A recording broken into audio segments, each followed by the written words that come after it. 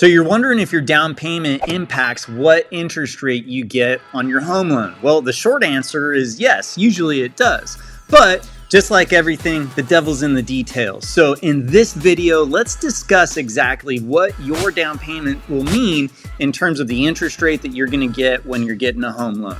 I'm a mortgage broker and I've been helping people buy houses for over 20 years, and there's a lot of options out there, and this is a common question that comes up when people are trying to figure out what the best solution is for their home purchase. So let's get the obvious things out of the way. With VA loans, your down payment does not impact the interest rate that you get. You could go 100% financing or you could put 99% down. You're gonna get the same interest rate.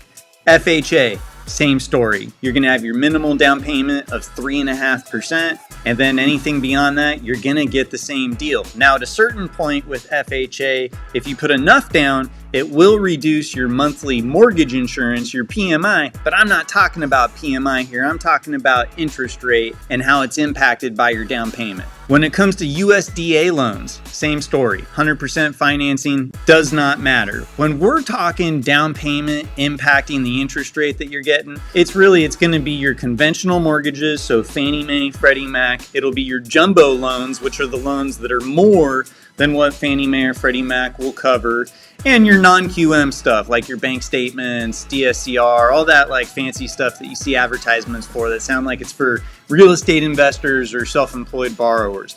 Those programs, down payment matters. Now, from the lender's perspective, your down payment, that's your skin in the game. That's basically what is like setting or offsetting the risk that's involved in lending you money to buy this house. And so logically, you would think, hey, the more down payment you make, the less risk you are, the less you're gonna be charged. And for a certain extent, that is true. However, if you follow this channel, you would have seen a couple months ago that Fannie Mae and Freddie Mac, who are both overseen by the Federal Housing Finance Agency, they changed their loan level pricing adjustments, which is just a fancy way of saying they changed the fees that they charge you to borrow money, basically the interest rate that you get. And in these adjustments, they actually shifted a lot of the cost onto like what traditionally would have been less risky borrowers, like people putting more money down with better credit. So those people are actually paying more in fees to get those loans than they were, just a couple months back. But in most cases, the larger the down payment you make, the better off you're gonna be. And I'm gonna dive in specifically to that here shortly. Now, when talking about down payment and how it impacts your interest rate, something that's important to point out is that it's not just your down payment really, it's actually FICO score plus down payment equals the interest rate that you're gonna get. Because with Fannie Mae and Freddie Mac, they've got these brackets, if you will. If you were to look at the pricing chart, you'll see that like from 620 FICO to 639, it costs this.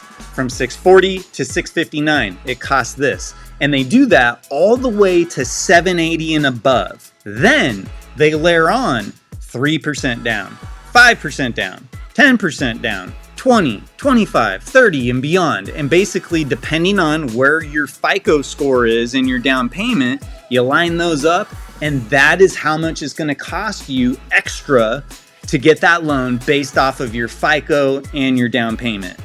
So let's go back to those LLPA changes, the fees that Fannie and Freddie charge you guys in the form of interest rates, the fees that they charge based off of risk. I mentioned that those rules changed a couple of months ago. So here's how it works if I really just dumbed it down. And by the way, if you look in the channel, we actually did a full-blown video on this if you really want to get all the details. But essentially, if you're putting 10 to 25% down, and you've got like a 700 or higher FICO score, it's gonna cost you more than if you were just to put 5% down or maybe 3% down if you're eligible for the various affordable products where you make 80% of the area median income or less. You might be better off, even though you're gonna have PMI for not putting 20% down, you're gonna get a better interest rate. So those are all things that you need to weigh out. Now, I did mention PMI, and I did say that this video is not about PMI. We're talking about how your down payment impacts the interest rate that you get, and that is true, but just keep in mind that if you do put less than 20% down, on top of the mortgage payment that you'll have that's based off of your interest rate, you will have private mortgage insurance. What I recommend doing when getting quotes, which by the way, if you want to get a quote from us, click the link in the description or just reach out to us directly. We'd love to help you out. But basically, when you're getting quotes, I suggest that you get a few different options. Look at 5% down, 10% down, 20% down. Look at the various options and see what makes sense for you, because you might be surprised at how cheap the PMI is or what the payment is with less down. A lot of people think that they have to make a large down payment, and that's simply not the case. In most circumstances, the minimal down payment is going to be 3%. If you can bump it up to 5%, if you're not in that 80% area median income that I was just talking about, which is like those affordable products, if you make more than that, if you can just bump it up to 5% down, the interest rate gets a lot better, the PMI is a lot cheaper. So I would definitely recommend, when shopping around, get multiple options based off a down payment and make an educated decision off of that. I hope you got value in this video. If you haven't already, do me a huge favor, like, comment, and subscribe, and I'll see you on the next one.